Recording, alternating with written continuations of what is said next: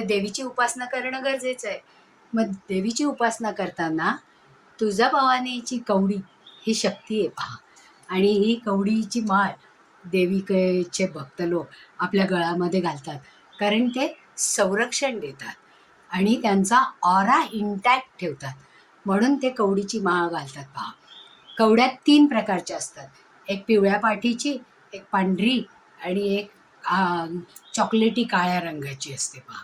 काळपटपणा असलेली कवडी ही नेहमी दृष्ट लागू नये म्हणून लहान मुलांच्या गळ्यात बांधतात. ज्यांना सतत दृष्ट होते अशा लोकांना बांधतात, किंवा दुकानांमध्ये अशा कवड्या बांधून ठेवलेल्या आपल्याला दिसतात पहा.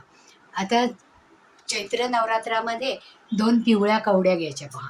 ज्याची पाठ पिवळी आहे अशा 2 कवड्या घ्यायच्या आणि त्याच्यामध्ये स्वच्छ धुवून लक्ष्मीच्या प्राप्तीसाठी किंवा व्यापार वाढण्यासाठी देवीची आराधना करायची. आणि पारा, लिक्विड पारा असतो पहा, थर्मामीटरमध्ये असतो तसा, तो मिळतो. काष्ट औषधालयाच्या दुकानामध्ये मिळतो, तिथून घेऊन यायचा आणि तो त्या पिवळ्या आधी त्या पाऱ्याला भारीत करायचं. म्हणजे एकदा आव्हान करायचं की हे म्हणजे आमच्या सगळी संकटातून मुक्त करण्यासाठी आम्हाला मदत कर. कारण त्याच्यामध्ये तेवढी शक्ती असते की कुठल्याही संकटातून सही सलामत सुटण्यासाठी हा पारा आम्हाला मदत करेल, असं म्हणून त्या पिवळ्या कवडीमध्ये तो पारा भरायचा आणि मेणाने तो बंद करून टाकायचा. आणि कुलदेवीचं स्मरण करायचं. आणि केव्हाही आपल्यावर जी संकटं येणार असतील, आर्थिक संकटं, तेव्हा लक्ष्मीचा जप करायचा. 21 वेळा त्या कवडी डाव्या हातात ठेवायचा, त्याच्यावर उजवा हात ठेवायचा आणि लक्ष्मीचा जप करायचा. तुम्हाला लक्ष्मीचा जो जप आवडत असेल तो करा, किंवा ओम ह्रीं नमा, ओम श्रीं नमा, याच्यामध्ये विष्णू आणि लक्ष्मी या दोघांचीही नावं येतात पहा.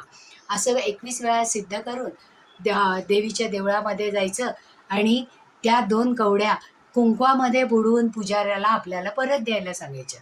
त्यातली 1 कवडी देवीच्या कॅशबॉक्समध्ये घालायची आणि 1 कवडी घरी घेऊन यायची आणि ती आपल्या तिजोरीच्या मध्ये ठेवून द्यायची. ज्याच्यामुळे आपल्यावर जी काही आर्थिक संकटं येणार असतात ती दूर होतात आणि जे काही पैसे अडकलेले असतील, व्यापार चांगला चालत नसेल, त्याचा जास्तीत जास्त आपल्याला फायदा होतो. म्हणून या कवडीला लक्ष्मी कवडी असं आपण म्हणतो. मग लक्ष्मीपूजनाच्या दिवशी ही कवडी काढून त्याची पूजा करायची आणि 108 वेळा देवीचा जप म्हणायचा, म्हणजे ती तशीच सिद्ध राहते.